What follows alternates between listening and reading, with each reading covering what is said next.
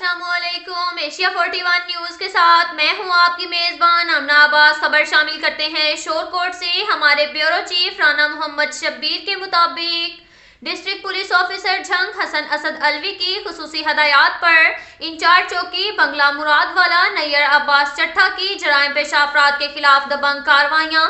तफसीलात के मुताबिक इंचार्ज चौकी बंगला मुराद वाला दबंग police officer ASI Naiyar Abbas Chattha ने मुखबर की इतला पर पुलिस मुलाजमीन हसनात अहमद, नूर मोहम्मद, हसनैन ताहिर के हमरा जराइम पेशा अफराद के खिलाफ कार्रवाइयाँ करते हुए बर वक्त छापा मारकर बदनाम समाना मंशियात फरोश नईम अब्बास वल्द मीरदाद कौम गरवाहा सकना चक नंबर 169 को गिरफ्तार करके उसके कब्जा से 520 ग्राम चर्स बरामद करके मुकदमा दर्ज कर लिया।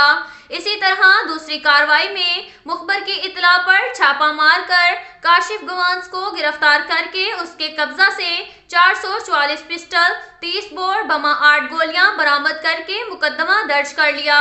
इलाके के अवामी और समाजी हलकों ने इंचार्ज चौकी बंगला मुराद वाला की जराइम पेशा अफराद के खिलाफ इन कार्रवाइयों को खूब सराहा।